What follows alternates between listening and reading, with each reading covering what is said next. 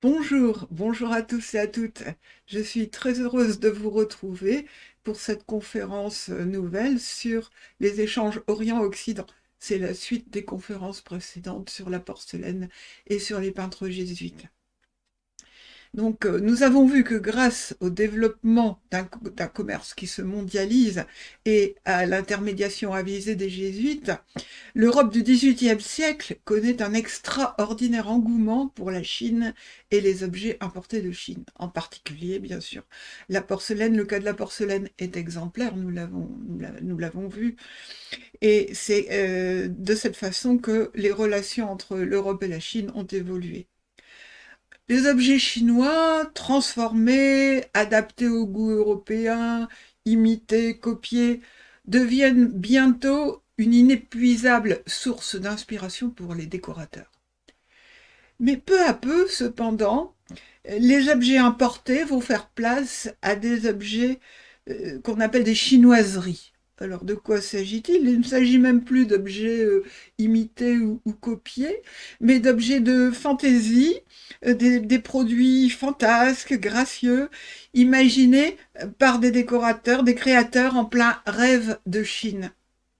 Parmi ceux-ci, les peintres ornemanistes, c'est-à-dire les peintres d'ornement qui produisent des décorations pour les grands châteaux, les appartements des nobles. C'est le début du rococo. Et je rappelle le titre de cette conférence, les chinoiseries du rococo. Alors, l'étude de cette mode qui a traversé le XVIIIe siècle, à peu près de 1720 à la Révolution, est intéressante à plus d'un titre. D'abord parce que ça nous renseigne sur l'histoire des mentalités de l'époque, l'habitat, la décoration, etc., la vie quotidienne.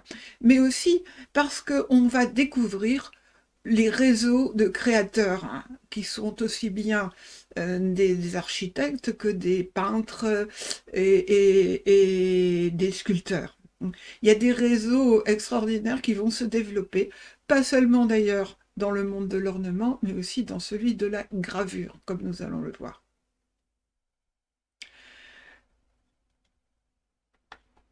Donc, on assiste dans ce début de 18e siècle, vers 1720, 1720, oui, à peu près, à l'émergence d'un imaginaire sinophile.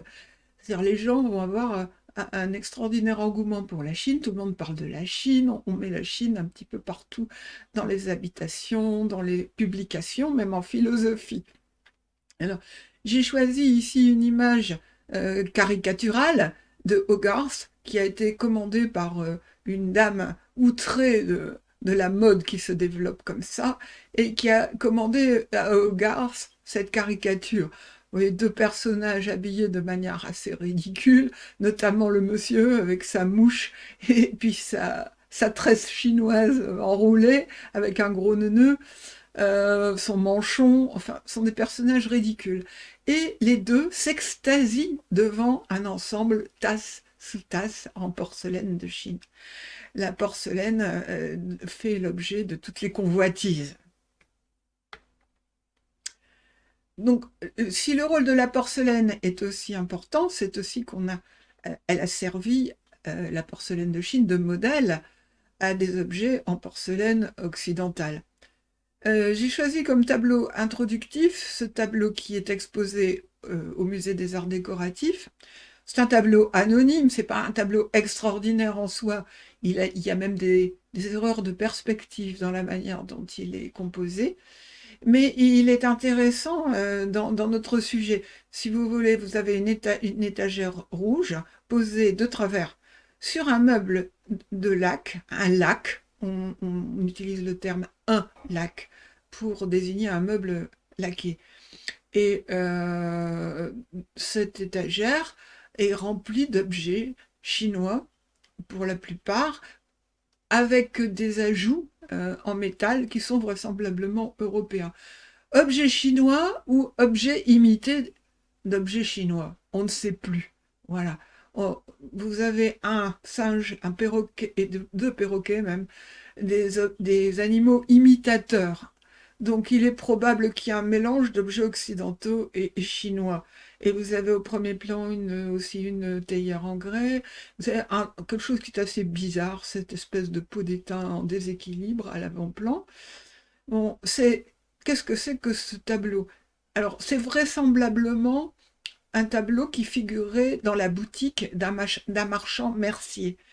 Les porcelaines étaient vendues par des faïenciers, mais aussi par des merciers, qui ne vendaient pas que des porcelaines. Ils vendaient toutes sortes d'objets curieux, notamment des lacs, comme vous avez ici.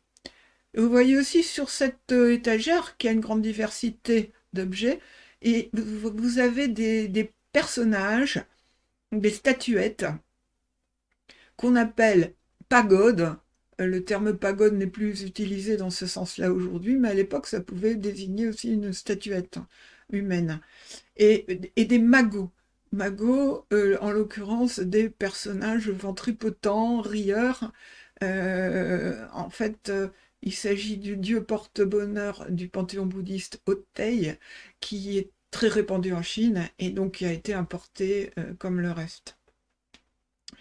Ce tableau date de 1730 à peu près, et il témoigne de la porcelaine comme véhicule de la culture chinoise en Europe. Il n'y a pas que la porcelaine. Les gravures vont jouer un rôle considérable. Il y a des recueils avec de nombreuses gravures qui vont circuler.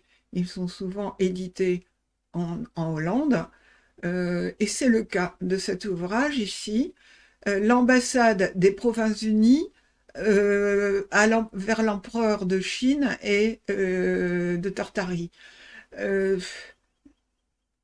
Si vous voulez, cette gravure, elle est de Johann Nieuhoff, qui est un aventurier, qui a été recruté par le directeur de la Compagnie orientale des Indes orientales néerlandaises, la VOC, une très importante compagnie, pour faire des dessins de tout ce qu'il voyait d'intéressant en Chine, aussi bien des monuments, des personnages, les costumes.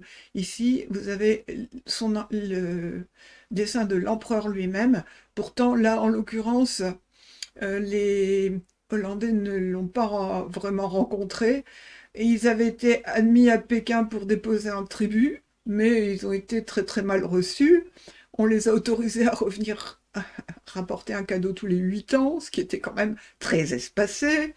Ils ont eu en guise de repas les restes du repas de l'empereur, ce qui pour un Chinois est très honorifique, mais qui pour eux était un peu insultant, hein.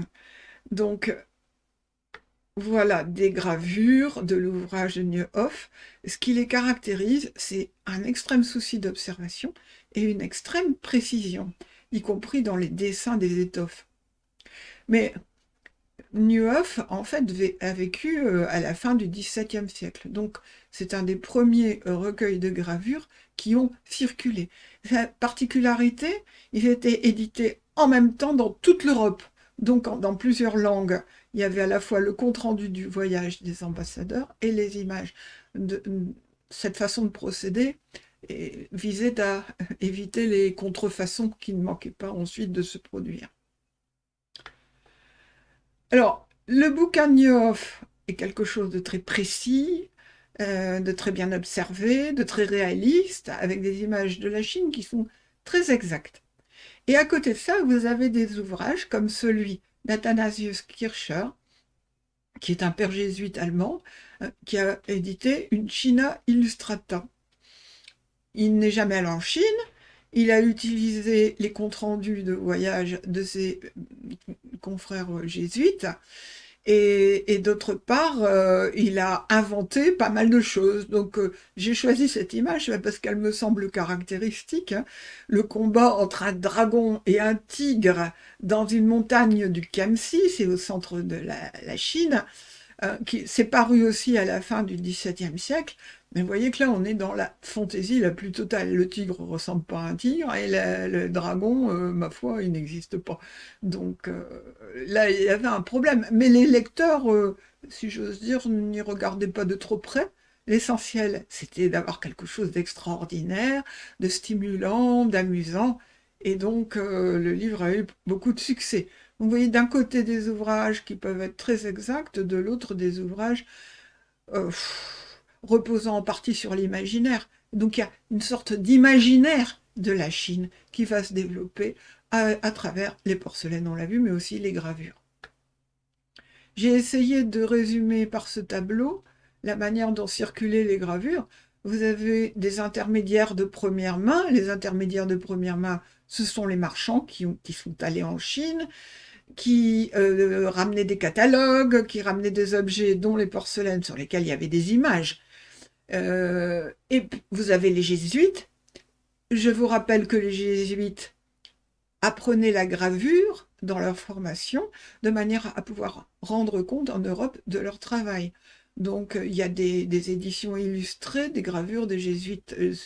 Souvenez-vous de la dernière conférence du HALD, par exemple, dont l'ouvrage a eu un succès considérable dans toute l'Europe, insère des images plein texte, et même qui peuvent se déplier dans son ouvrage. Et puis vous avez les diplomates comme Johann Neuhoff, Chambers. Nous allons revenir sur Chambers un peu plus tard. Alors, tous ces intermédiaires de première main nourrissent le travail des peintres ornemanistes. Les peintres ornemanistes qui travaillent aux ornements des châteaux, des salons. J'ai cité Watteau, Boucher, Audran, Piment, Huet, Oudry, Huquier, Lajoux, mais il y en a beaucoup d'autres. Ces peintres ornemanistes réalisent des décorations et ensuite vous avez des dessinateurs et des graveurs qui gravent et diffusent ces ornements. Donc vous avez à plusieurs niveaux des gravures qui font circuler les images, et les images de la Chine plus ou moins déformées, parce qu'évidemment, en multipliant les intermédiaires, on multiplie aussi les déformations. À la fin, vous avez des catalogues, des anthologies, des répertoires clés en main d'ornements, et puis aussi des gravures qu'on pouvait acheter à l'unité, séparément. Il y a tout un commerce de la gravure qui se développe, notamment autour de la Chine. Alors, revenons à notre problème central, c'est-à-dire au style rococo, mais en France, on parlera plutôt de style rocaille. Vous avez là un vase qui est un vase de Boucher, qui appartenait à sa collection, qui est un vase chinois en céladon, avec des branches de pommier et un ajout de bronze doré qui était très à la mode à l'époque. Qu'est-ce qui a permis le développement de ce style rocaille? Alors d'abord, on change de régime. Louis XIV meurt en 1715. Le roi Louis XV n'a que 5 ans, donc il ne peut pas régner. Et c'est Philippe d'Orléans qui devient régent. Et la France entre alors dans une période de prospérité. Louis XIV avait mené des guerres qui avaient été catastrophiques pour l'économie, donc ça pèse, et Philippe d'Orléans va remettre le royaume en ordre. Alors, du coup, il va se produire un phénomène assez curieux aussi, c'est que les courtisans qui habitaient à Versailles, qui étaient obligés de résider à Versailles, vont revenir sur Paris, où on s'amusait davantage, où ils avaient souvent des appartements, mais ces appartements sont beaucoup plus petits, évidemment, que les grands châteaux. Alors, ici, je vous montre une image qui remonte au XVIIe siècle et qui vous montre la manière dont étaient décorées les pièces au XVIIe siècle. En fait, on s'adressait au cabinet d'un peintre. Là, en fait, il s'agit de l'hôtel Lambert à Paris. Et pour ce cabinet, le propriétaire s'est adressé à l'atelier de Lebrun, qui était peintre du roi, et son élève Le Sueur. Et on se rend compte que les deux vont faire des tas de tableaux qui sont rangés à l'alignement depuis le bas de la pièce jusqu'au plafond. J'ai fait exprès de mettre à droite l'image, une aquarelle du 19e siècle qui reprend cette gravure, parce que ça permet de voir la place des peintures. Hein. Il y en a partout. partout. Les peintures sont insérées dans les lambris et rangées à l'alignement. Et ça donne une impression assez étouffante. Il faut des pièces très hautes, très grandes pour pouvoir le supporter. Au XVIIIe siècle, donc retour dans les appartements parisiens, on va changer complètement de style de décoration. L'image que vous avez là, c'est un salon qui est presque un stéréotype, hein.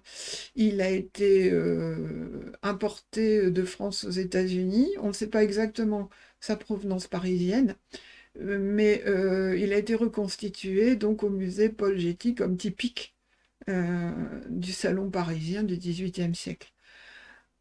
Vous voyez tout de suite qu'il n'y a pas de tableau là sur les murs sont blancs, il y a une décoration dorée, très élégante, et vous avez l'apparition partout de bibelots chinois sur les tables, cheminées et consoles. Un paravent chinois dans le fond de la pièce. Caractéristique aussi de cette époque, les bibelots. C'est l'ère du bibelot. Si vous voulez, lorsqu'on ne pouvait pas s'offrir une décoration de grand luxe, on pouvait quand même s'offrir des bibelots, même si on était de conditions modestes. Donc les bibelots vont se développer. Les bibelots chinois, bon, même quelqu'un de modeste pouvait se procurer un bibelot chinois, hein. Ils avaient été très très largement diffusés par les Hollandais, et donc les prix avaient baissé. La qualité aussi, bien sûr, mais les prix avaient baissé. Vous voyez ici deux Chinois qui sont des pièces d'un chemin de table en faïence de l'Est, des Chinois musiciens qu'on disposait tout au long de la table pendant le repas. Au début, on a importé donc là en l'occurrence c'est des magots chinois. Les magots chinoises, donc ce petit personnage dont j'ai parlé tout à l'heure de Hotei, qui est un porte-bonheur, un dieu du panthéon bouddhiste porte-bonheur, qu'on représente d'ailleurs souvent en Chine avec des enfants ou avec un sac d'argent. Il y en avait dans tous les foyers. Donc il y en a eu énormément qui ont été donnés à l'exportation. Ils sont achetés et réutilisés. Donc dans le goût parisien, et en l'occurrence, de pendules qui comportent le personnage chinois, authentique alors, hein, un magot chinois, et puis une décoration à la fois de bronze doré et surtout de porcelaine tendre, de chantilly, des fleurs. Les fleurs sont faites à chantilly. Donc ce sont des objets déjà très mélangés. Puis, tant qu'à faire, à Chantilly, on a fabriqué des magots qui n'avaient plus rien de chinois, qui étaient certains imités des magots chinois, mais qui étaient aussi de pure fantaisie. Là, vous avez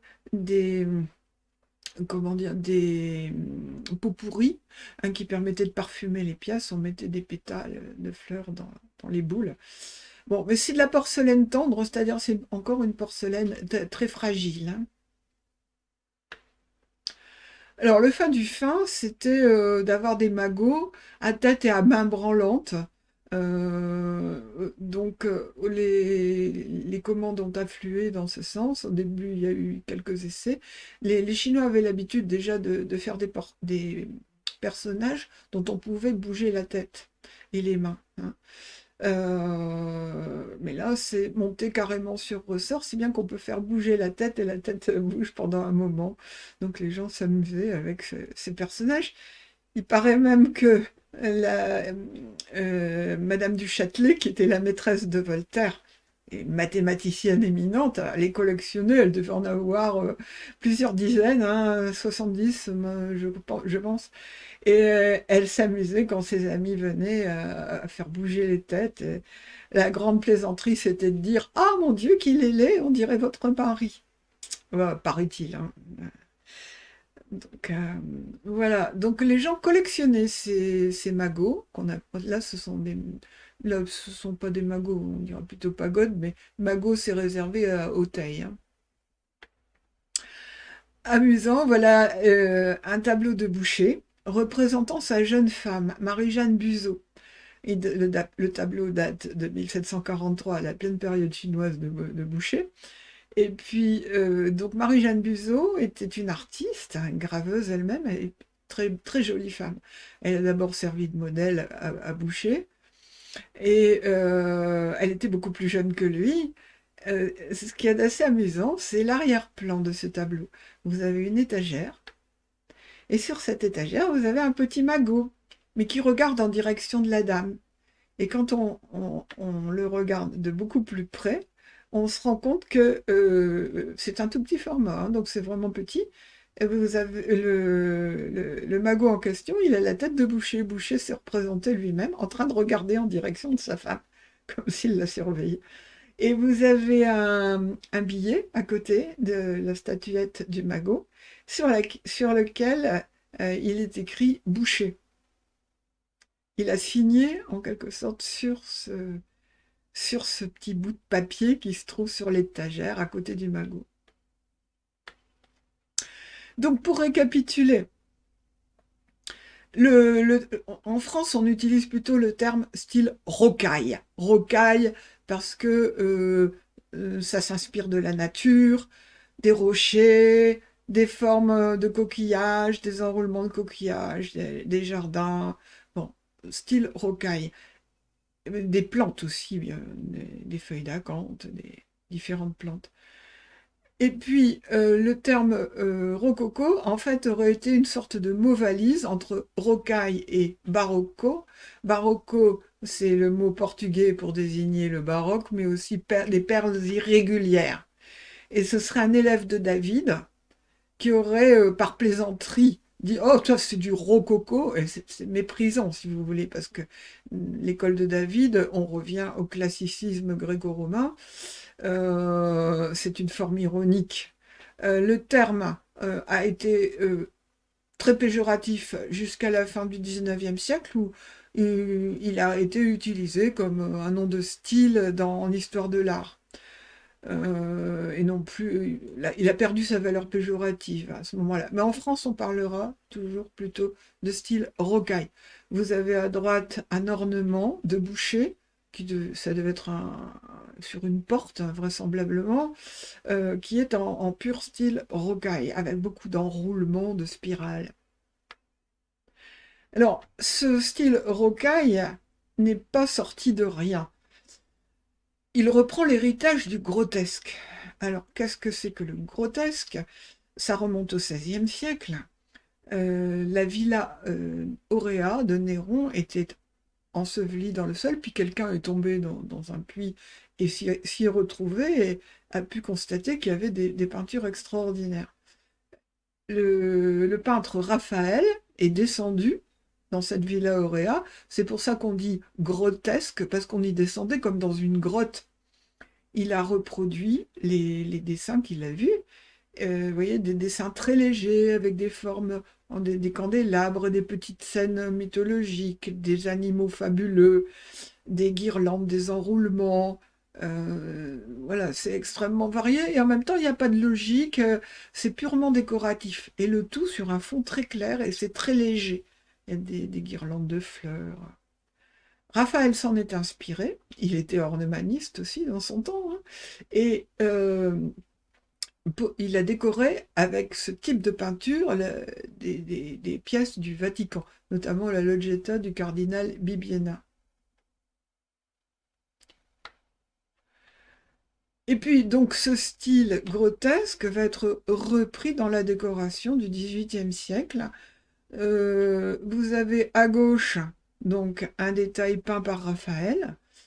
Vous voyez la fantaisie, le cœur avec les deux oiseaux bec à bec, les petits petits, les oiseaux, les enroulements, les guirlandes, les étoffes drapées, les animaux, et puis des personnages fantaisie qui n'ont que le buste et qui sont ailés et qu'on va retrouver un peu partout. On les retrouve, ouais, à gauche, dans la partie gauche de la diapo, et à droite, hein. Les personnages ailés, leur corps se termine par une sorte de pointe. C'est très caractéristique. La partie droite, en fait, elle a 200 ans de plus. C'est Claude Audran, qui est décorateur du roi, qui va relancer ce style dans la décoration. Et c'est le début. Simplement, là, on est dans les prémices du rococo. Voilà une gravure typiquement rocaille. J'ai essayé de trouver quelque chose qui soit le plus typique possible.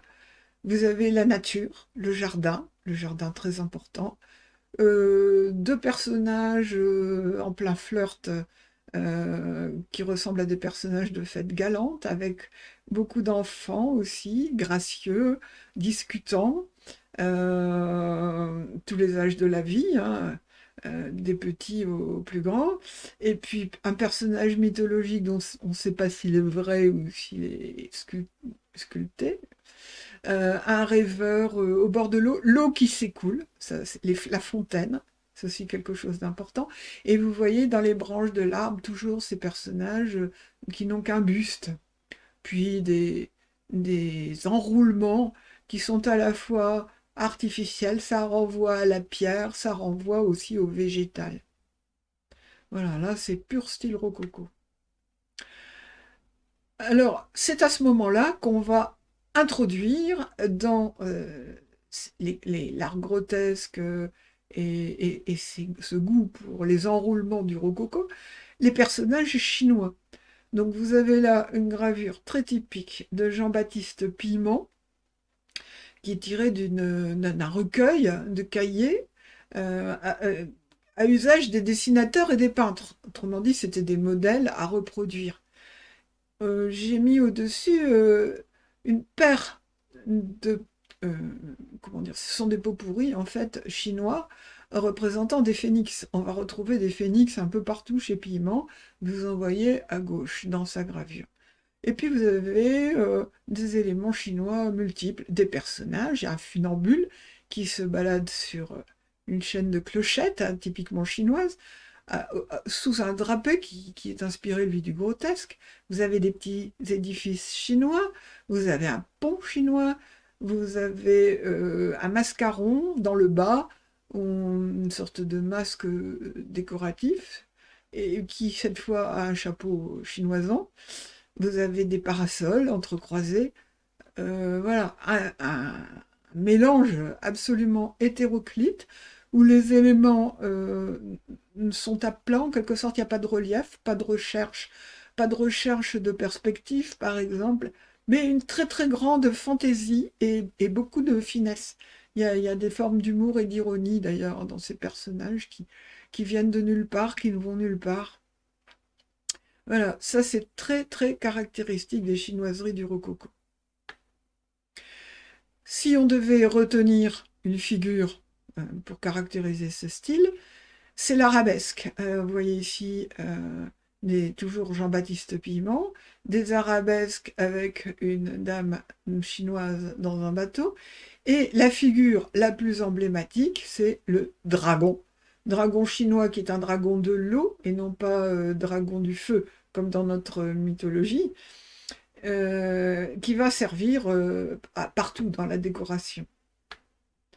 Voyez ici un dessin d'Alexis Perrotte, un très beau dessin de dragon enroulé. Ça peut faire penser à un chenet, en fait. C'était des dessins qui étaient destinés à être reproduits sur différents types d'objets, hein. Euh, je pense que les chenets rococo avaient cette allure. Et vous avez en même temps, sur la droite, une commode dans laquelle, vous voyez, on a inséré également un dragon, une commode luxueuse. Alors, ces produits de la Chine coûtaient très cher, si bien les meubles en laque, les porcelaines, et donc très très vite, comme tout le monde en avait envie, eh bien la solution, ça a été d'en fabriquer en France, en Angleterre également, hein, mais en France. Et le lac, le meuble en lac, c'était vraiment très très difficile parce que les Chinois ne fabriquaient pas ce type de meuble, donc on importait des panneaux de lac qu'il fallait ensuite galber parce qu'on aimait bien les meubles galbés, et souvent ça se cassait, c'était très difficile à faire pour les ébénistes. Alors il y a des ébénistes qui vont inventer une nouvelle forme de lac. En France, ce sera le vernis Martin, très connu, Et les meubles Martin sont extrêmement recherchés actuellement. Et dans l'image que vous avez là sous les yeux, vous avez toutes les imitations possibles de lac Martin. C'est une pièce qui est au musée des arts décoratifs, dans laquelle on a rassemblé les imitations chinoises, les chinoiseries du rococo, qui sont purs produits français. Évidemment, du coup, les prix ont baissé. C'était pas seulement pour les lacs, c'était aussi, par exemple, pour les papiers peints. C'était la grande mode des papiers peints chinois. Les papiers peints chinois étaient entièrement peints et colorés à la main, et ça coûtait très très cher. En plus, c'est difficile à importer parce que par bateau, vous imaginez, du papier peint, ça nécessitait quand même pas mal de précautions s'il y avait de l'humidité. Alors très très vite, les Anglais surtout ont imité le papier peint chinois sous des formes imprimées qui étaient ensuite colorées à la main, puis après par des machines, qui ont eu énormément de succès, qui sont d'ailleurs quelquefois encore éditées. En France, vous avez aussi des étoffes comme les toiles de Jouy qui vont reprendre les motifs chinois, mais qui sont fabriqués à Jouy-en-Josas, en France. Donc, les prix diminuent et ça contribue à la fois à répandre cet imaginaire chinois, mais en même temps à sa transformation, puisque chaque artisan, chaque artiste, il va de sa propre interprétation des images chinoises. Pour comprendre ce qu'est le style rococo, nous allons voir quelques exemples de salons chinois de grande demeure. Ce qu'il faut savoir, c'est qu'en France, il n'y a pas, comme en Chine avec l'empereur Qianlong, de bâtiments entiers de style chinois, comme lui avait fait des bâtiments de style occidental. Il n'y a pas les palais occidentaux de Qianlong, l'équivalent. Les Français restent très classiques dans la conception architecturale des châteaux. Par contre, c'est souvent une pièce à l'intérieur du château, qui va être le salon chinois, ou également des décorations pour les parcs et les jardins. Nous allons voir comment ça se développe. Évidemment, je pouvais en choisir, il y en a des quantités. J'ai choisi des exemples qui me paraissaient refléter fortement l'esprit de leur propriétaire. À titre de référence, je rappelle cette image que j'avais donnée dans la conférence sur la porcelaine, du château de Charlottenburg, qui date du XVIIe siècle. Et là, vous voyez la présentation d'une collection fabuleuse, hein, mais qui est toujours cette présentation du sol au plafond, avec pas d'espace réservé pour l'habitat. C'est un espace purement décoratif dans lequel on reste debout. Premier exemple, le cabinet chinois de Maria Legzewska, donc peintre de chinoiserie. Ça paraît très bizarre de dire ça. Alors, qui était Maria Legzewska? D'abord, c'était la reine de France. Je retrouve les dates exactes. Alors, son salon chinois a été commandé en 1761. C'était quelqu'un qui était extrêmement cultivé. Elle avait épousé Louis XV, elle était plus vieille que lui, de 5 ans à peu près. Louis XV était très jeune quand il l'avait épousée, mais ils s'entendaient très bien. Pendant une dizaine d'années, ça a bien marché. Mais ils ont eu ensemble une dizaine d'enfants, et malheureusement, ils sont presque tous morts. Il y a un fils qui a subsisté, qui était d'ailleurs souvent malade. Et donc, ça a été un deuil important pour le couple. Ils ont fini par, disons, rester amis, hein.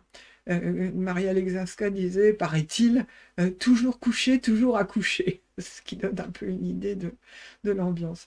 Et Louis XV s'est à ce moment-là rapproché de la marquise de Pompadour.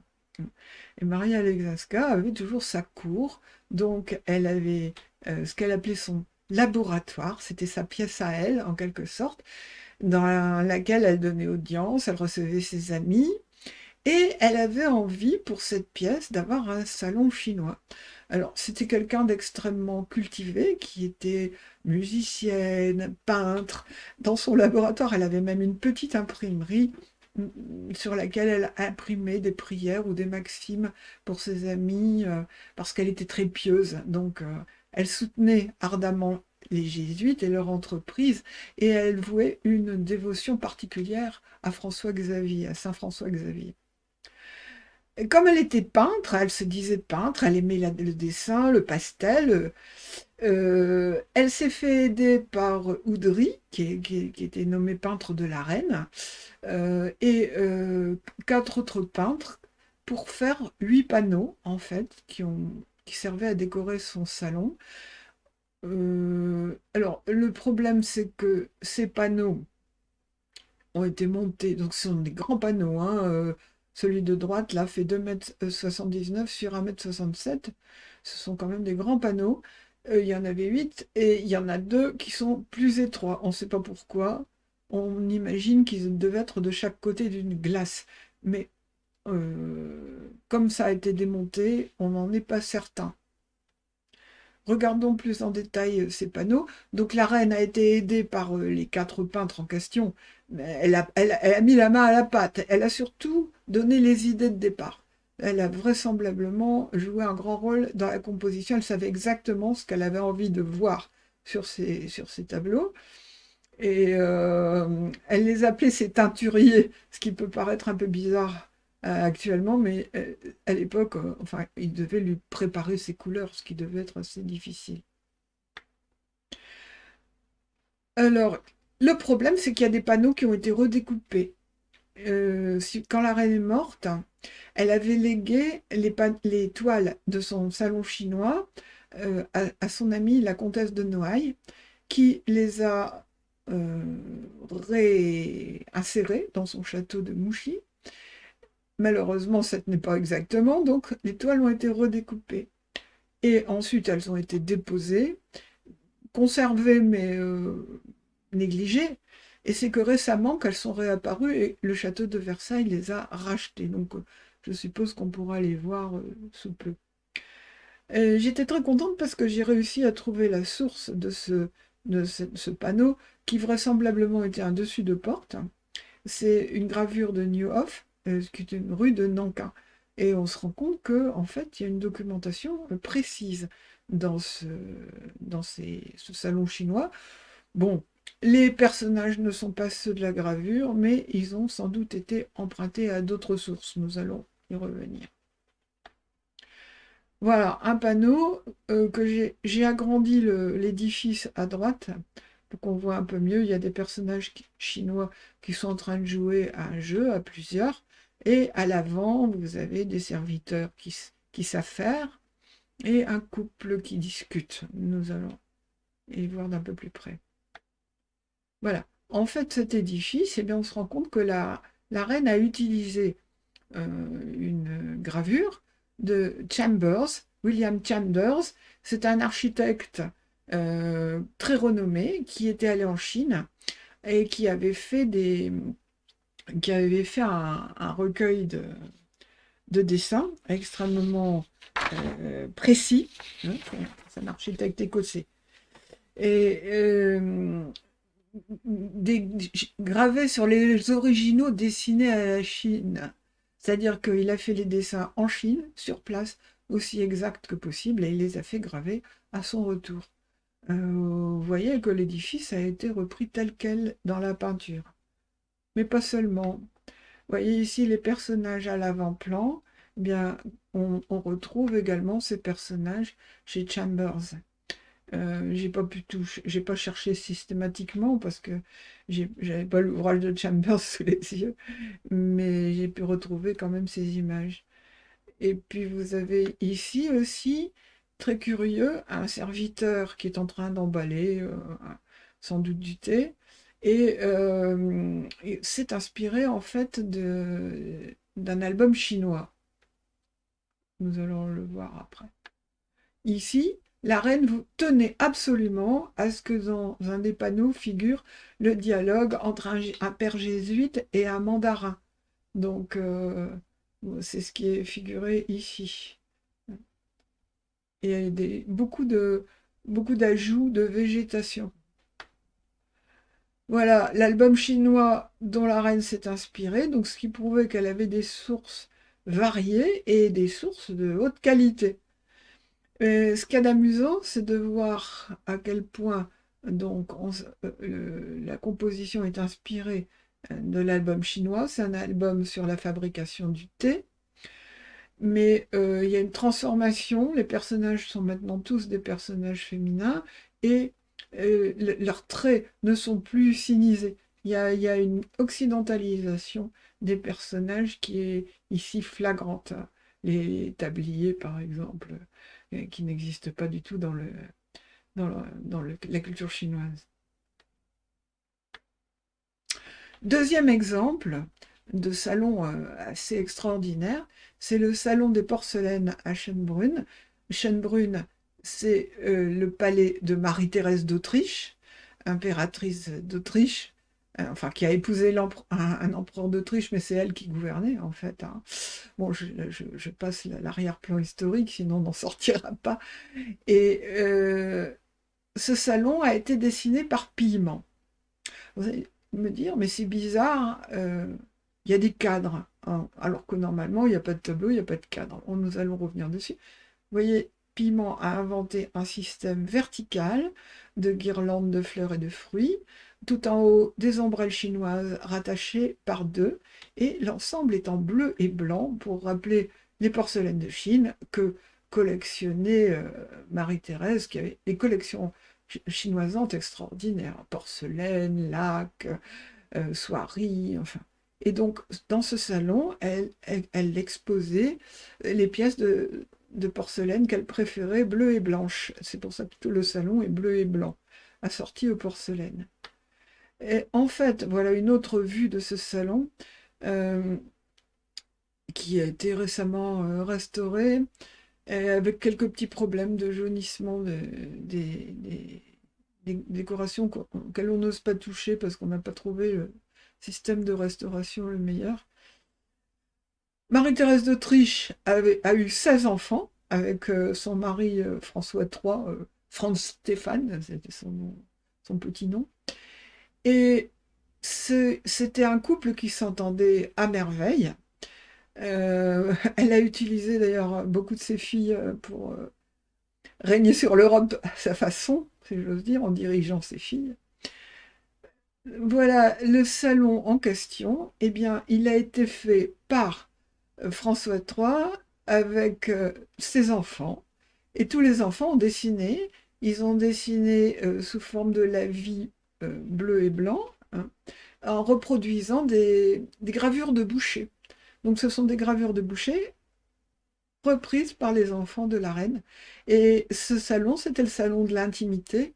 Vous voyez le grand poêle en faïence, et puis les images en relief des deux parents qui sont au milieu du salon. C'était le salon familial, la pièce à vivre en quelque sorte, où on aimait se retrouver. Il y a un autre salon qui montre l'autre versant en quelque sorte.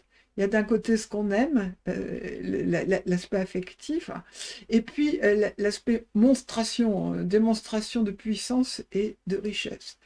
Donc il y avait un autre salon qu'on appelle le salon Vieux-Lac, qui a été fait à partir de panneaux de lac venus directement de la manufacture de l'empereur de Chine. Donc des panneaux extrêmement coûteux. Ils ont été insérés dans des lambris en noyer, découpés, insérés dans des lambris en noyer. Et quand Franz Stéphane est mort, Marie-Thérèse a fait insérer un portrait posthume dans ce salon, ainsi que les portraits de ses deux fils. Mais c'était tout masculin, si vous voulez, ce salon-là, est destiné aussi à montrer la puissance de la famille. Troisième exemple, Chantilly. Alors, le château de Chantilly, c'était le château du Grand Condé.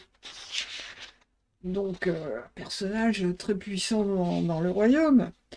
La famille de Condé l'a fait moderniser par Mansart. Et c'est le fils de Condé, Louis IV Henri de Bourbon-Condé, qui a continué à aménager le château et le parc dessiné par le nôtre. Alors, il va créer un jardin chinois dont malheureusement nous n'avons pas grand trace. Et je me suis demandé si dans la peinture qui était là à droite, la pagode, en fait, n'était pas trace de ce jardin chinois. Alors, Louis IV Henri de Bourbon-Condé, c'était un des principaux ministres de Louis XV, hein, vers 1725 par là. Euh, et il adorait son château de Chantilly. Il l'a fait décorer par les plus grands décorateurs, Oudry, Desportes, Huet, Nattier. Et il avait un cabinet d'histoire naturelle et il a créé des cabinets chinois. Alors, ce qu'il y a d'intéressant dans ce château de Chantilly, c'est que tout est lié, si vous voulez. Tout est lié à la personnalité des occupants. Nous allons voir un salon chinois qui contient des images de singes. Ce que vous avez à droite, ce singe, il a l'uniforme des soldats de Bourbon-Condé. Euh, Vous avez un panneau décoratif, donc un panneau de Christophe Huet, qui est un peintre animalier remarquable. Ça montre les occupations de chercheurs, de chasseurs, des propriétaires, avec les outardes, le dindon, les petits lapins, et très curieusement avec un palmier un peu bizarre et cette pagode. Le goût pour la chinoiserie. Donc ils avaient une collection de porcelaine chinoise absolument extraordinaire, mais avec un projet industriel. C'est-à-dire que le prince de Bourbon-Condé a fait répertorier par Jean-Antoine Fraisse, qui est un graveur, toutes les images chinoises de sa propre collection. Et le but était très précis, il s'agissait de fabriquer de la porcelaine qui soit un équivalent de la porcelaine de Mécène, avec des sujets chinois, parce que les sujets chinois, c'est ce que demandaient les clients à l'époque. Euh, mais le kaolin n'est pas encore découvert, il sera découvert dans la seconde partie du siècle hein, en France. Donc ils ne peuvent pas rivaliser avec Mécène, où on a déjà trouvé du kaolin, où vous avez une porcelaine dure. La porcelaine de Chantilly, c'est toujours une porcelaine tendre. Alors, vous voyez que les décorations du château, là en l'occurrence les oiseaux, vont également servir pour le décor des porcelaines. Tout est lié. Vous avez le corps de chasse du chasseur qui sert de logo à la manufacture. Et c'est dans ce contexte où tout est interrelié que nous allons découvrir le salon chinois. Voilà, salon extrêmement somptueux. On est dans une famille qui a une fortune fabuleuse. Il y a à la fois de la peinture, de la sculpture, du staff. Tous les aspects de l'ornementation sont représentés ici. En même temps, vous avez vous voyez ici, j'ai agrandi le détail du panneau, des personnages qui renvoient à des personnages réels. On pense que ce personnage qu'on appelle l'alchimiste était le prince de Condé lui-même. Il y avait eu d'ailleurs des bals costumés où ils étaient en chinois, donc c'est fort vraisemblable. Et il y a d'autres personnages qui devaient reprendre des portraits en fait des personnages de l'entourage du Grand Condé. Si vous voulez, ce salon, c'était fait pour discuter, flirter et s'amuser. Donc, le fait d'avoir des personnages ressemblants, c'était amusant, ça nourrissait la conversation. Voilà, exemple d'un Chinois ici avec deux musiciens qui sont à chapeau chinois mais qui sont des singes. Bon, il est fort peu chinois en fait hein, quand on regarde ce personnage. Et, de manière générale, au XVIIIe siècle, on s'inise très peu les traits des personnages chinois. Au contraire, les traits sont occidentalisés.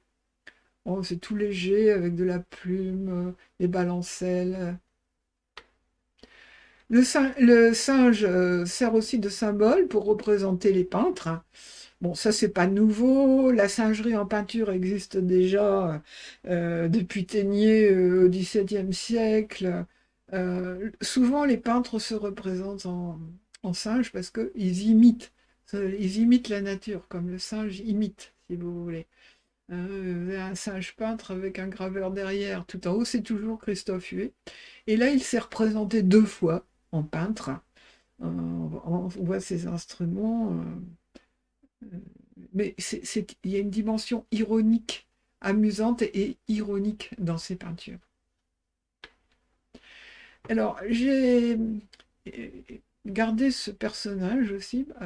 je trouve intéressant.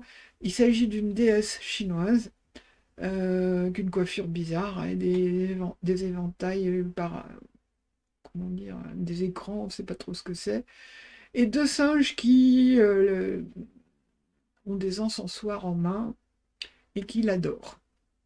Bon, c'est un détail hein, dans les décorations, mais ce qu'il y a d'intéressant, c'est que cette déesse, elle est inspirée de deux gravures de Watteau. Voilà, de Watteau, dont nous verrons le rôle important dans la chinoiserie, initiateur en quelque sorte. Voilà, il a fait ces deux gravures de deux déesses chinoises dont nous ignorons les sources. Vu les noms très spécifiques, on pense qu'il avait des sources chinoises, mais on ne les a pas retrouvées. Et donc ces dessins ont été gravés par Michel Aubert, et ils ont inspiré donc la peinture donc, que nous venons de voir, mais également de nombreuses porcelaines. Alors évidemment, le fait de réaliser la gravure en porcelaine pose des problèmes. Le chapeau pointu en particulier a disparu, ainsi que les accessoires que tenait la déesse. Bon, mais vous voyez toujours le rôle des peintres et le rôle, comment dire, touche à tout. C'est-à-dire, on va de la gravure à la porcelaine, à l'ornement, c'est très varié. Dernier exemple, j'ai gardé cet exemple qui est un peu atypique, euh, parce que c'est aussi une demeure de famille, les Vernets, c'est en Angleterre, dans le sud de l'Angleterre. Ils ont une gentilhommière, hein, c'est pas un très grand château et qui est très austère, pas très joli d'apparence extérieure. Ils se sont rattrapés à l'intérieur en faisant des décors chinois complètement délirants, dont ce salon.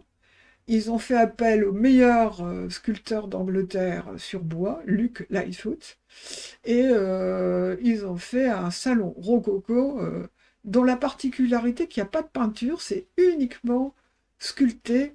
Alors le bois est peint en blanc et sur fond bleu, et vous avez quelques objets chinois au-dessus de la porte, une statue chinoise, des meubles, enfin, voilà, les propriétaires se sont littéralement ruinés pour cette décoration intérieure, au point qu'ils ont fini par devoir vendre leur château.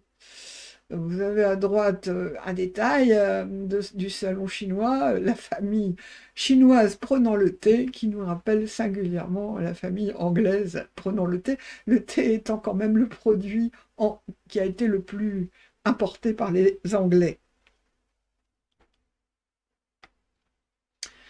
Alors, l'autre aspect des chinoiseries dans la décoration, c'est tout ce qui concerne les jardins.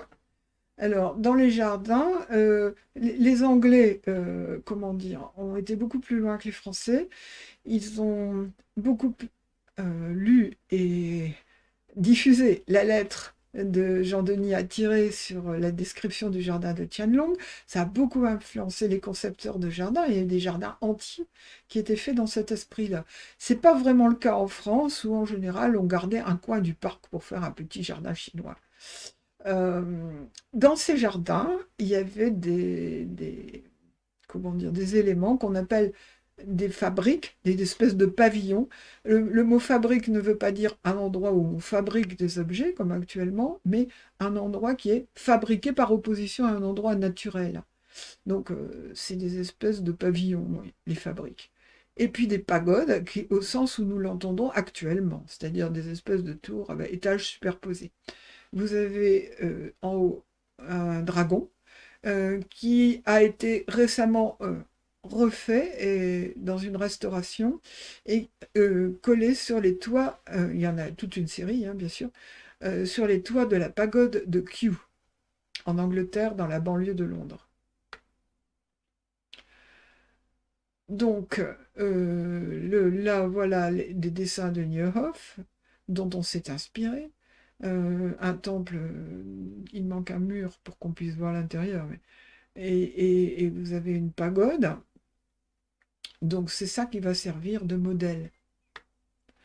Les pagodes, ben, on va en trouver un petit peu partout. Voilà, la pagode de porcelaine de Nankin, c'est une gravure qui a été diffusée, diffusée, diffusée.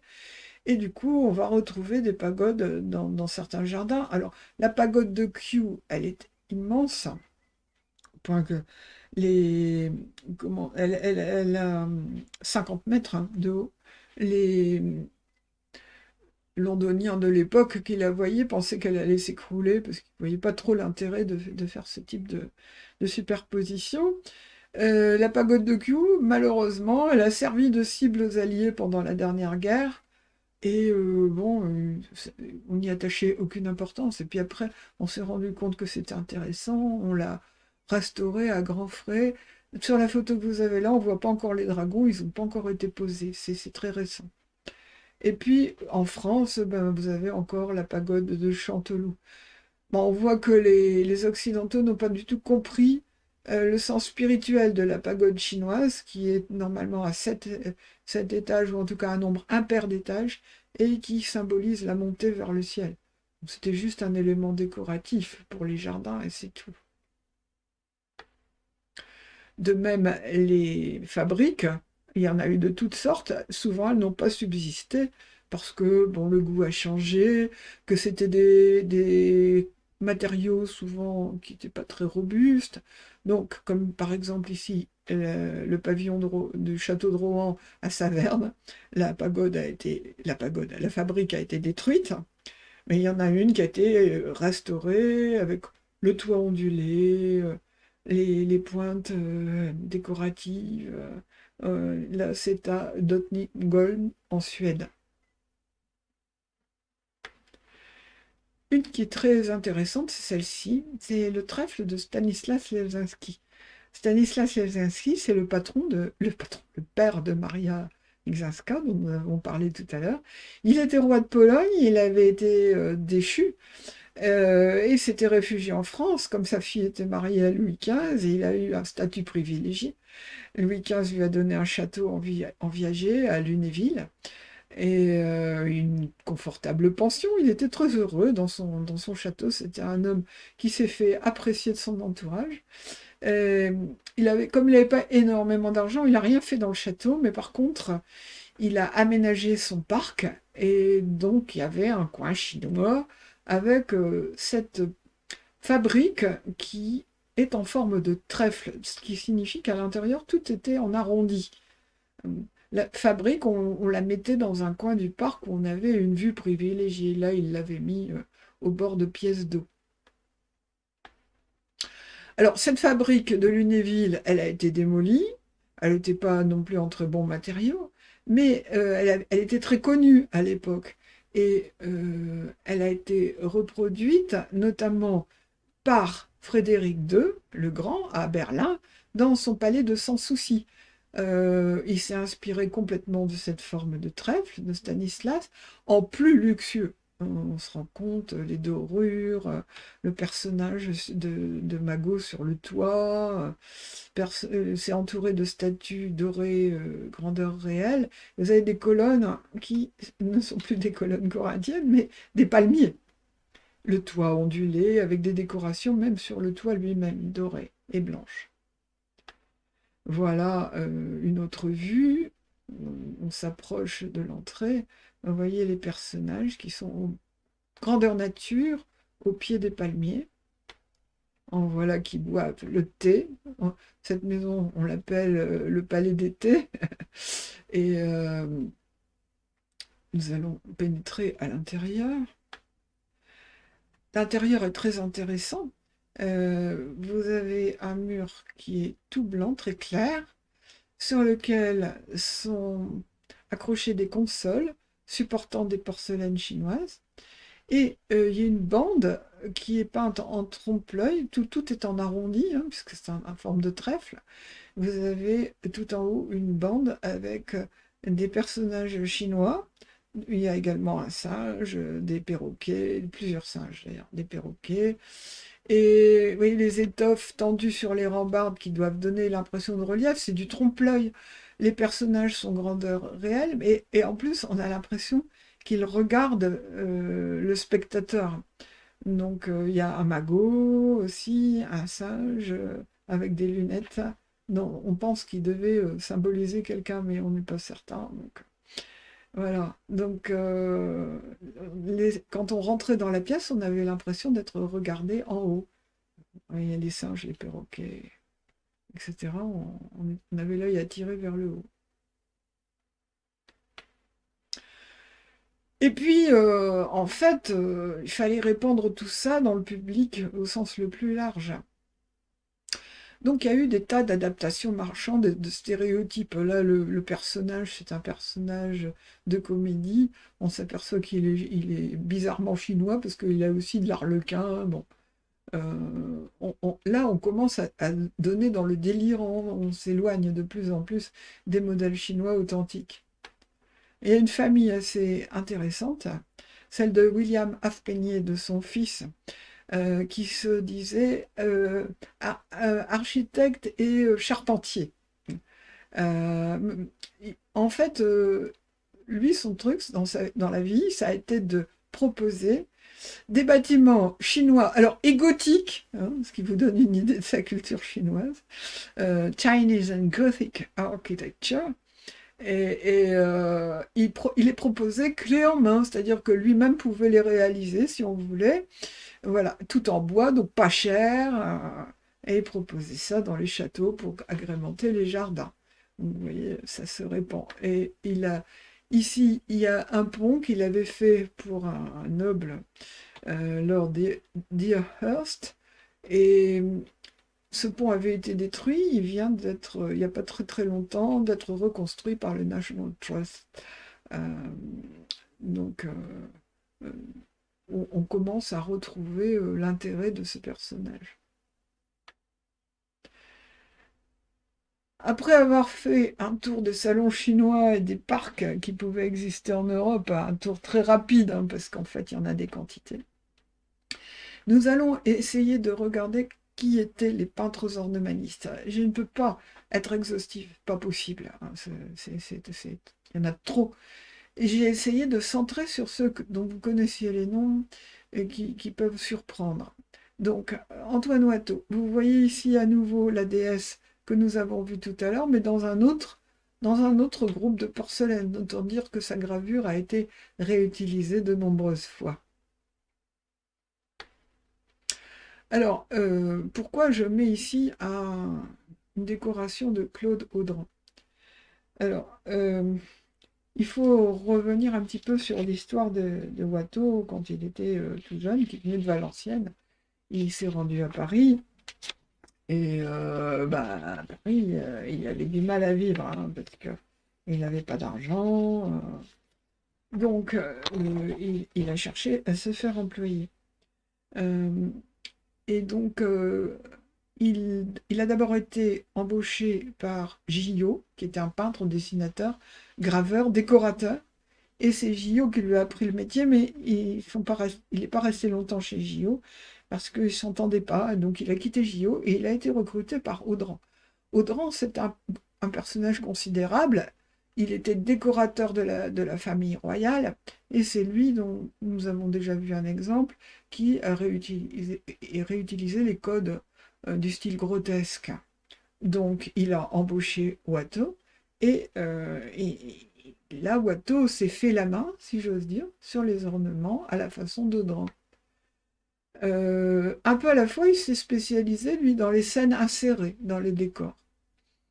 Et il y a eu des commandes importantes. Si vous voulez, Audran était extrêmement content du travail de Watteau, on le saura moins. Et si vous voulez, la légende veut que Watteau lui aurait montré un tableau qu'il avait fait en dehors de toutes les histoires de chinoiserie. Il avait fait un tableau qui était très beau et Audran a été estomaqué et il a eu un petit peu peur de perdre cet artiste et donc il lui aurait dit non, non, non, non, ne continuez pas dans le tableau, il vaut beaucoup mieux travailler dans l'ornement, ça rapporte plus. Donc, et Watteau est resté chez lui un temps assez certain, mais il continuait à peindre des tableaux, comment dire, tels que nous les connaissons par ailleurs. Donc, ils ont eu une grosse commande qui était le château de la Muette. La Muette, c'est un château qui est près du bois de Boulogne, On pense que la muette, c'est une déformation de la meute. C'était un pavillon de chasse qu'affectionnait Louis XV, dans lequel il résidait très souvent. Donc il voulait une décoration chinoise et que Audran a confié à Watteau. Malheureusement, cette décoration chinoise a été très vite démontée, changée. Et donc, heureusement, Watteau avait un ami, Jean Julienne, qui collectionnait son œuvre peinte, mais qui a fait aussi graver tout son travail, donc qui a fait 30 gravures à partir des ornements que Watteau avait fait pour le château de la Mette. C'est la trace qu'on en a, si vous voulez. Euh, alors, la particularité, ce sont des personnages qui sont en quelque sorte décontextualisés. Ils devaient être insérés dans les décorations. Mais en fait, on n'a pas d'autres traces que ces gravures. D'un autre côté, ensuite, Watteau va avoir un grand prix de Rome, il va devenir célèbre, donc il va quitter les chinoiseries. Mais la particularité de ces gravures, c'est que Watteau, elles ont été dessinées, comment dire, par Watteau, enfin, et les ornements ont été faits par Watteau, mais ça a été gravé par plusieurs autres graveurs, et notamment par Boucher, qui s'est beaucoup plu dans son travail, et ça a lancé François Boucher dans la chinoiserie. Alors récemment, on a retrouvé, par miracle, dans une salle des ventes, de peintures correspondant à ces gravures, et on a une idée de ce que pouvaient être ces ornements. Vous voyez, il reste encore les tours des médaillons dans lesquels c'était inséré. Euh, voilà les gravures qu'on avait, et maintenant on sait ce que ça pouvait donner en peinture. Là, c'est très caractéristique de Watteau, une touche très légère, rapide. Il est probable que son expérience de peintre d'ornement l'a aidé à définir son propre style.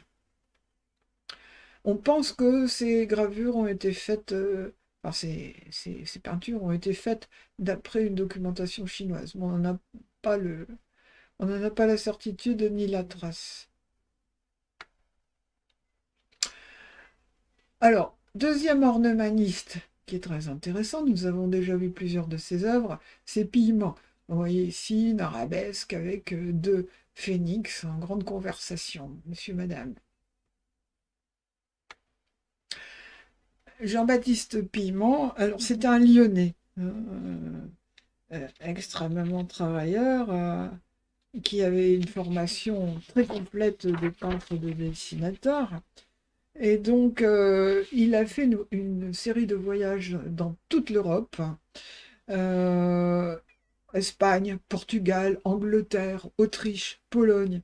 Il travaillait toujours pour les familles princières. Et de retour en France, en 1778, donc c'est plus tardif, hein, Watteau c'est le début du siècle, là, on est en 1778, on est plutôt à la fin, il est devenu le peintre de Marie-Antoinette, peintre officiel de Marie-Antoinette. C'est un aquarelliste qui faisait des paysages, mais c'est surtout en tant qu'ornemaniste qu'il est devenu célèbre, surtout pour les dessins de fleurs et de chinoiserie. Alors, vous voyez ici un salon qu'il a fait pour le château d'Arouet, près de Nancy. Et si vous voulez, c'est une pièce arrondie parce qu'elle elle est dans une des tours du château, très bien éclairée. À cette époque, on commence à avoir des grandes glaces aussi qui contribuent à alléger les pièces. Donc un fond bleu clair et toute cette ornementation qui est surtout peinte ici, très légère et très fine. Donc le style de Piment, c'est gracieux, léger, c'est très poétique. Il y a si on regarde un peu plus près, voilà, ici, voilà, la tête de Piment, et puis il a, donc ces dessins ont été gravés, diffusés, largement diffusés. Ils sont encore, hein, il y a beaucoup de ces dessins qu'on peut encore s'acheter pour des reproductions, quoi. Euh, ici une série sur la pêche et la chasse, mais ce qu'il y a d'intéressant, vous voyez, c'est comment sont exploités ces dessins de chinoiserie. Ils sont réutilisés. Ils sont réutilisés dans la porcelaine, etc. Mais ici, dans une tapisserie d'Aubusson, où vous retrouvez le personnage du pêcheur malheureux, toujours avec cette ironie, parce qu'évidemment, on ne voit pas trop ce qu'il peut pêcher de cette façon-là. Voilà un autre exemple de réutilisation. Là, piment, d'après piment, on fait des paravents. Et là, vous retrouvez tous les éléments du style de piment, des escaliers improbables qui ne mènent nulle part, des ponts qui ne mènent nulle part non plus, des chutes d'eau qui disparaissent, et des guirlandes de fleurs, de plumes, d'étoffes tendues, des phénix qui se suspendent au-dessus de pêcheurs chinois, des parasols superposés. On est dans une forme de dessin qui est à la fois gracieux, léger, presque surréaliste, hein. C'est complètement hybride. Il n'y a pas de perspective, il n'y a pas de hiérarchie des éléments, une forme d'ironie aussi. Tout est fait pour le plaisir des yeux, mais sans conséquence, si j'ose dire. On ne cherche pas à faire réfléchir les gens, on cherche à leur plaire. Le troisième des ornemanistes que nous allons examiner, c'est Boucher. Vous avez ici un rafraîchissoir qui a été fait d'après une gravure de Boucher, La pêche au cormoran, hein, une gravure de Gabriel Huquier d'après un dessin de Boucher. Voilà, pour être absolument exact, hein. Manufacture de Vincennes. Donc, en fait, ce que je voudrais montrer, c'est à quel point ces ornemanistes étaient touche à tout, et c'est-à-dire que leurs créations, elles étaient exploitées sur toutes sortes d'objets. Alors, premièrement, il faut préciser que François Boucher était un grand collectionneur. Collectionneur d'objets chinois, il y en avait à peu près 300 chez lui, mais collectionneur aussi de naturalia, c'est-à-dire des coquillages, des pierres, etc. D'autres objets bizarres. C'était un collectionneur, il en entassait quantité. Quand il est mort, comme beaucoup de personnages importants au XVIIIe, il vivait au-dessus de ses moyens, et donc on a vendu ses collections, si bien qu'on en a un répertoire assez exact. On sait quels étaient les objets qu'il possédait. Il y a eu récemment une exposition là-dessus, à Besançon. Alors, ces collections, eh bien, alors, Boucher, c'est un personnage multiple. D'abord, il faut dire que bon, il est très représentatif du rococo, hein, mais il est très prolifique. Il s'essaie à tous les genres. Euh, et ornements, tableaux, tapisseries, porcelaine, séries de gravures. Et il a une touche extrêmement rapide avec des lignes sinueuses. On dit il aurait fait environ 10 000 dessins, qu'il faisait ensuite graver. Nous allons revenir là-dessus. Et qu'il éditait sous forme de série, donc il était extrêmement connu. En 1731, donc il était tout jeune, hein, moins de 30 ans, il est admis à l'Académie royale de peinture, et en 1765, il devient premier peintre du roi. Donc c'est un personnage considérable. C'est le peintre favori de la marquise de Pompadour, dont il avait fait plusieurs portraits. Il vit très à l'aise.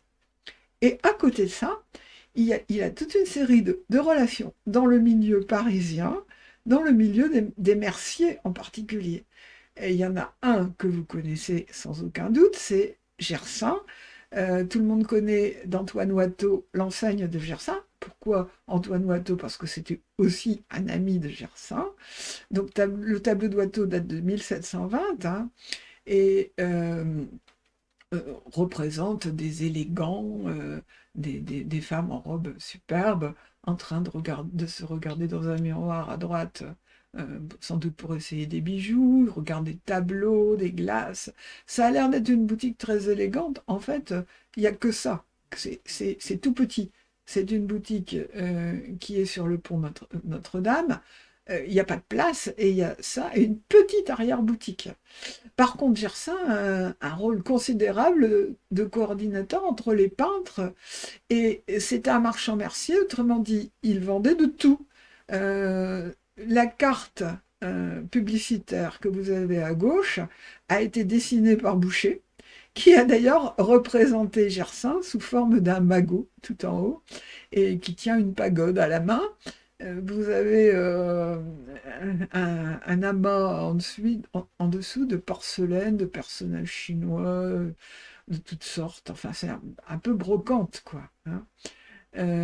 Et il est écrit: à la pagode, Gersaint, marchand joaillier sur le pont Notre-Dame, vend toutes sortes de quincailleries nouvelles et de goûts, bijoux, glaces, tableaux de cabinet, pagodes, vernis et porcelaines du Japon, coquillages et autres morceaux d'histoire naturelle, cailloux, agates, et généralement toutes marchandises curieuses et étrangères. Donc, Boucher a pris goût aux chinoiseries en gravant les dessins de Watteau. D'ailleurs, Pierre-Jean Mariette, pardon, dit: Monsieur de Julienne, qui voulait faire graver les dessins de Watteau, en distribua plusieurs à Boucher, qui s'en acquitta parfaitement bien. Sa pointe légère et spirituelle semblait faite pour ce travail. Monsieur de Julienne lui donnait 24 livres par jour, et tous deux étaient contents, car Boucher était fort expéditif, et la gravure n'était pour lui qu'un jeu. Donc Boucher a fait gravure de Watteau et s'est lancé dans la chinoiserie à son tour. Et donc il a fait énormément de dessins et des gravures aussi, mais souvent ces dessins sont gravés par d'autres personnes. Par exemple, ici, vous avez un dessin de Boucher à gauche, la sanguine, et vous avez un autre dessin qui a été gravé par un graveur anglais célèbre, Ingram. Alors, paradoxalement, Boucher a fait une quantité de dessins, de plus en plus souvent gravés par les autres, parce qu'il n'avait plus le temps de graver, donc c'était ses amis qui gravaient pour lui. Et il n'y a pas de tableau de chinois de Boucher. Tous ceux qu'on connaît, c'est les petits formats dont nous avons déjà parlé dans la conférence précédente de la tenture chinoise. Mais sinon, il n'y a pas de tableau représentant des Chinois. Sauf la seule chose qu'on a retrouvée, c'est ces deux tableaux, hein, qui sont bien dans la veine de Boucher, hein, le chinois galant et le thé chinois avec la dame et ses deux enfants, euh, qui sont en camailleux de bleu. Et en fait, ce ne sont pas vraiment des tableaux, ce sont des ornements. On a gardé le tour en sculpté et doré. On pense que c'était pour la chambre bleue de la comtesse de Mailly à Choisy-le-Roi. Ce n'est pas vraiment des tableaux, hein. Il y a d'ailleurs plein d'arabesques et d'ornements parallèles.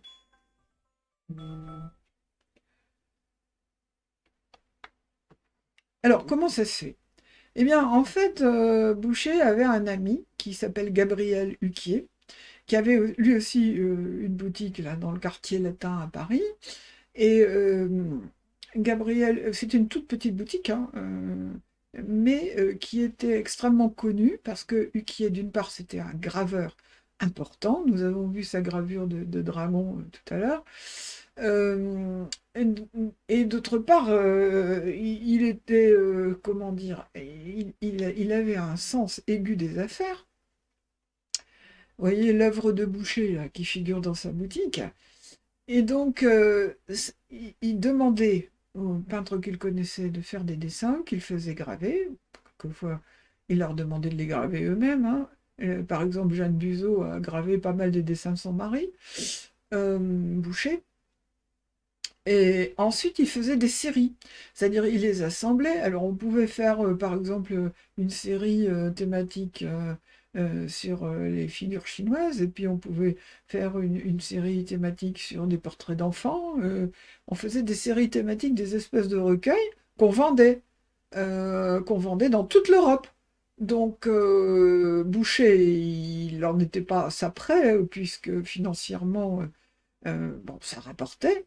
Bien sûr, financièrement, ils avaient des droits dessus, euh, mais ça lui rapportait aussi beaucoup en termes de renommée, parce que ces gravures qui étaient bien diffusées, achetées, elles pouvaient même être achetées à l'unité, qui proposait même des encadrements. Donc, ça créé une notoriété extraordinaire pour Boucher. Et si bien que, alors qu'il n'a pas fait de tableau chinois avec des thèmes chinois à proprement parler, il a quand même été très connu, et aussi comme peintre de chinoiserie, mais il a été très connu dans toute l'Europe. Ses gravures se sont diffusées partout. Rappelez-vous les petits cadres, hein, des enfants de Marie-Thérèse. C'est d'après des gravures de Boucher. Donc les gravures de Boucher ont été d'abord vendues, puis reproduites, puis piratées, transformées. Comment dire, et Boucher a eu un rôle très structurant dans l'imaginaire de la chinoiserie. Alors, pour montrer encore une fois comment il travaillait, voilà un exemple très typique, un petit sucrier qui fait 14 cm sur 16 à peu près, donc tout petit. Sur ce sucrier, donc de la manufacture de Vincennes, porcelaine tendre, vous avez un assemblage de pain, hein, d'après des gravures de Boucher. Donc Boucher a fait des dessins, les dessins ont été gravés par des graveurs, et ensuite vous avez les porcelainiers qui reproduisent les dessins, qui les enjolivent avec des tours, des guirlandes de fleurs. Il y a un gland qui sert pour tenir le couvercle, et puis qui mélange allègrement tous les dessins, c'est-à-dire que il y a des dessins qui appartiennent à des séries différentes, les cinq sens, les éléments. Là, c'est le feu, en fait, ça illustre. Ça fait partie d'une série sur le feu, la gravure du Boucher. Et puis à côté de ça, vous avez des oiseaux qui sont reproduits et qui sont tirés d'un tout autre recueil. En fait, il s'agit je suis en train d'essayer de retrouver le titre exact du recueil. Voilà, il est tiré d'un recueil sur les livres des différentes espèces d'oiseaux de la Chine, du cabinet du roi. Donc gravé par Huquier d'après des dessins de Oudry. Donc vous voyez, le nombre de personnes qui ont collaboré à faire ce petit sucrier, c'est absolument fabuleux. Euh, alors, ce qui est fabuleux aussi, c'est l'enchère, hein, de ce sucrier. Il a été vendu en 2013 à Drouot avec une mise à prix de 40 000 euros et il a atteint 607 208 euros, ce qui est quand même assez incroyable pour un objet de cette taille. Alors, voilà un tableau de Boucher. Le sucrier, si vous voulez, c'est un élément intéressant parce qu'il est aussi représentatif de l'époque. Voilà un tableau de François Boucher qui s'appelle Le Déjeuner, dont j'ai dû couper le haut pour le faire tenir sur la diapo. Mais François Boucher s'est représenté lui-même en garçon de café largement rajeuni, hein, avec sa femme à droite, qui tient à la main une petite cuillère, ses enfants, et puis le service à café. Voilà. Et vous reconnaissez sur une petite étagère un magot qui, que nous avons déjà rencontré. Voilà, le sucrier.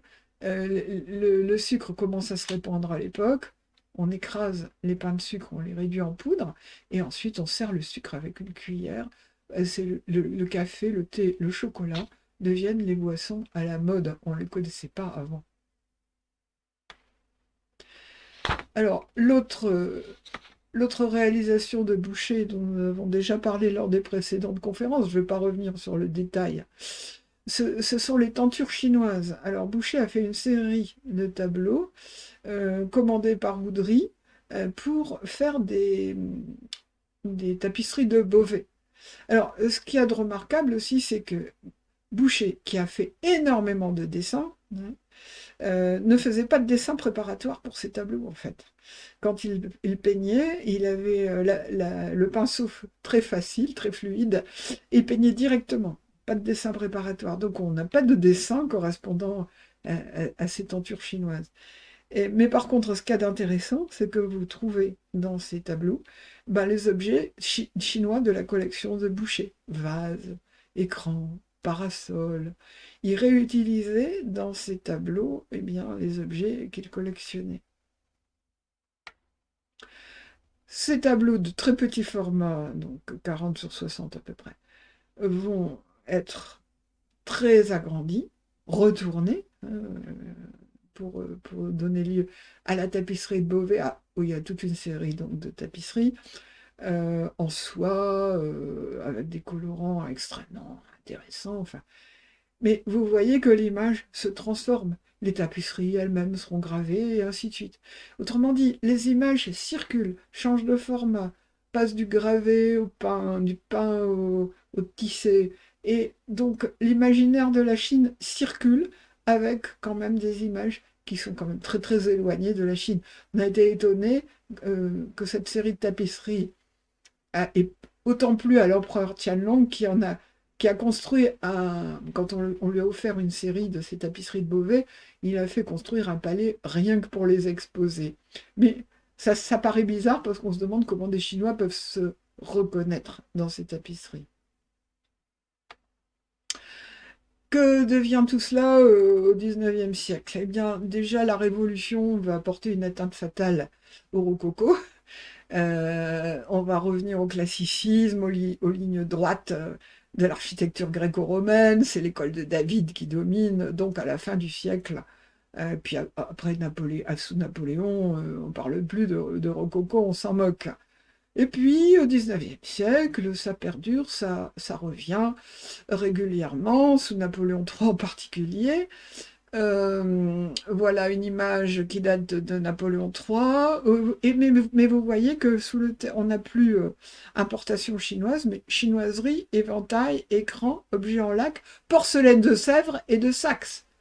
Donc les imitations sont absolument mélangées aux objets chinois d'origine. Il y a des porcelainiers qui vont continuer à travailler dans la chinoiserie et que dans la chinoiserie, comme par exemple l'atelier Sanson au XIXe siècle, qui fait des personnages chinois en porcelaine extrêmement fins, extrêmement jolis, qui sont collectionnés actuellement par les amateurs. Est-ce que actuellement nous avons encore l'équivalent des chinoiseries? Eh bien, j'aurais envie de dire oui, si j'en crois le site de céramistes qui consacre un article à ces prolongements du rococo dans la céramique et qui utilise ici la photo d'une artiste russe. Et je pense qu'on y retrouve quand même beaucoup les caractéristiques de la chinoiserie rococo. L'hybridité, la fantaisie sans limite. L'hybridité, le personnage est à la fois poisson, papillon, homme, femme. Euh, et puis, vous voyez, l'utilisation des peintures grotesques peintes sur le corps du personnage. Donc, ben, oui, peut-être que la chinoiserie postmoderne existe. Et quelquefois, elle est un peu kitsch, mais elle nous interroge toujours sur l'imagination, elle nous ouvre sur l'imaginaire vers un monde sans limite. Je vous remercie de votre attention et je vous souhaite à bientôt pour une autre conférence.